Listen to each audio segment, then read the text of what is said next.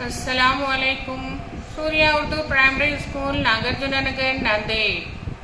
تعلیم ہماری ہر حال میں جاری اس مقصد کے تحت سوریہ اسکول کے آن لائن ایجوکیشن کے سیشن میں جماعت ہفتم کے پیارے طلباء و طالبات کا استقبال کیا جاتا ہے۔ جماعت ہفتم مضمون سائنس سبق نمبر 5 غذائی اشیاء کی حفاظت پارٹ 2 اس ویڈیو میں ملاقات کریں گے۔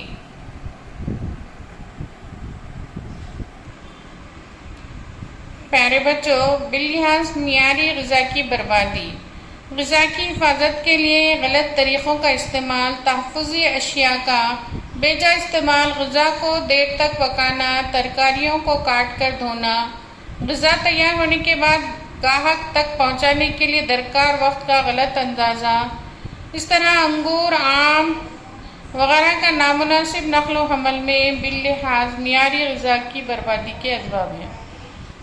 غذا کو خراب ہونے اور برباد ہونے سے بچانے میں آپ کا کیا رول ہو سکتا ہے؟ نمبر 1، جتنی ضرورت ہو رکابی میں اتنی ہی غذا لیں۔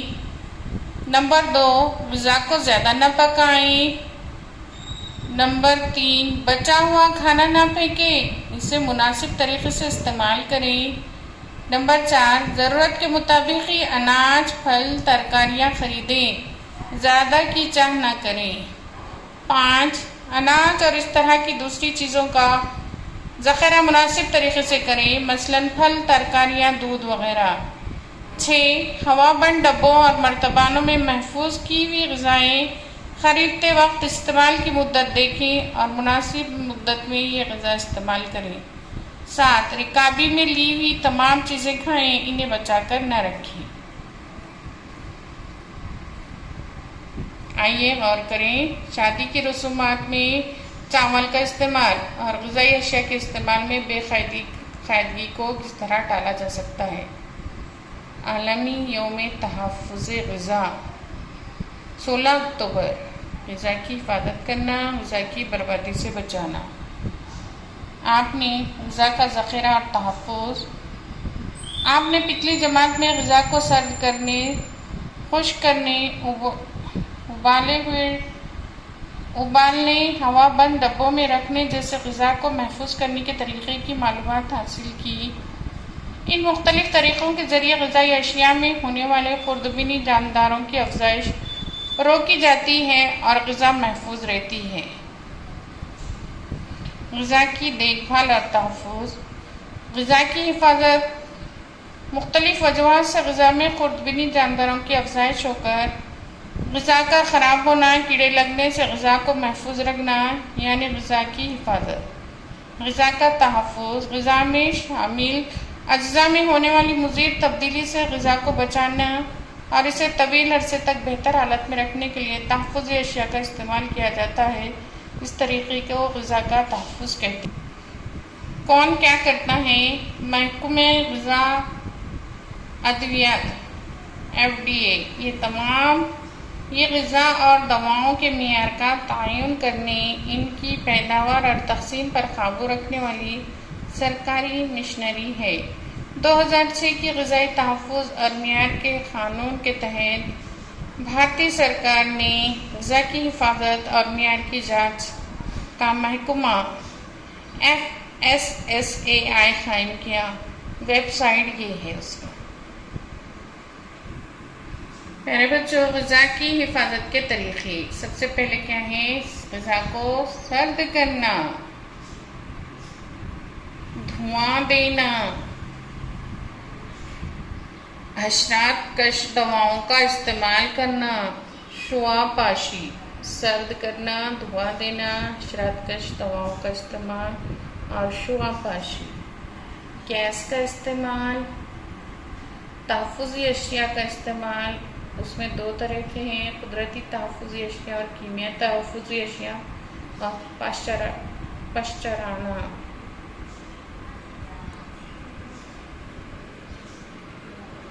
کیا آپ جانتے ہیں مہاراشٹر کے لاسل گاؤں میں پیاز اور آلو اور نئی ممبئی میں مسالوں پر شعاع پاشی کرنے والے آلات کا مرکز قائم کیا گیا؟ ایسا ہوا ہے اونچے درجہ حرارت کا استعمال کر کے غذائی اشیاء میں خوردبینی جانداروں کی نشو و نما روک کر غذا کی خصوصیت برقرار رکھنے کے طریقے ماہر حیات لوئی پاسچر نے دریافت کیا۔ ذرا یاد کیجیے، غذا میں ملاوٹ کسے کہتے ہیں؟ ذیل کی جدول مکمل کیجیے۔ شمار نمبر، غذائی شے دودھ، اس میں ملاوٹی شے کون سی ملاتے ہیں؟ لال مرچ، ہم کو پچھلے جماعت میں پڑھا ہوا یاد آ رہا ہے، اس میں ملاوٹی اشیاء کون سے استعمال کرتے ہیں؟ اور پپیتے کے بیج ہے، ملاوٹی شے ہے، اسے کون سے غذائی اشیاء میں استعمال کرتے ہیں؟ اور آئس کریم میں کون سی ملاوٹ کرتے ہیں؟ ملاوٹی غذا کی وجہ سے چھوٹے بڑے غریب امیر سبھی کی صحت کو خطرہ رہتا ہے۔ غذا میں مختلف ملاوٹی اشیاء کے مختلف اثرات ہوتے ہیں۔ کچھ ملاوٹی اشیاء کے ذریعے پیٹ کے امراض یا غذائی سمت ہو سکتی ہے۔ کچھ ملاوٹی غذائیں طویل عرصے تک استعمال کی جائیں تو جسم کے مختلف اعضاء کے افعال پر مضر اثر پڑتا ہے اور کینسر جیسے مہلک مرض ہونے کا خدشہ پیدا ہوتا ہے۔ غذا میں ملاوٹ کا پتہ کس طرح کریں گے؟ دودھ ہے، اس میں ملاوٹ کیا کی جاتی ہے؟ پانی ہے۔ دودھ کا ایک قطرہ سلائڈ پر رکھ کر سلائڈ کو کس قدر تیزا کیجیے تاکہ دودھ کا قطرہ ڈھلوان پر بہے۔ نتیجہ کیا ہوگا؟ سلائڈ پر قطرے کے پھیلنے کا سفید نشان نظر نہ آیا تو دودھ میں پانی کی ملاوٹ ہے۔ مرچ کا سفوف، اینٹ کا سفوف، ملاوٹ کیا کی جاتی ہے؟ اینٹ کا سفوف۔ جانچ: ایک چمچہ مرچ کا سفوف ایک بیکر میں لے کر اسے پانی سے آدھا بھر کر محلول کو ہلا کر 5 منٹ ساکن رکھیے۔ اگر پانی کی تہہ میں سرخ مادہ جمع ہو جائے تو مرچ کے سفوف میں اینٹ کا سفوف ملا ہوا ہے۔ ہلدی کا سفوف، میٹانلیول، امتحانی نلی میں ایک چٹکی ہلدی کا سفوف لے کر اس میں تھوڑا پانی ڈالیے اور آمیزے کو ہلائیے۔ اب تھوڑا مرتکز ہائیڈروکلورک ترشہ ڈالیے۔ مرتکز ہائیڈروکلورک ترشے کی وجہ سے آمیزہ سرخی مائل ہو جاتا ہے۔ ہلدی کے سفوف میں میٹانلیول کی ملاوٹ ہوئی تو سرخ مائل رنگ قائم رہتا ہے۔ لوہے کا برادہ، آمیزے میں ایک مقناطیس گھمائیے۔ لوہے کی ذرات مقناطیس سے چپک جائیں تو لوہے میں لوہے کے برادے کی ملاوٹ ہے۔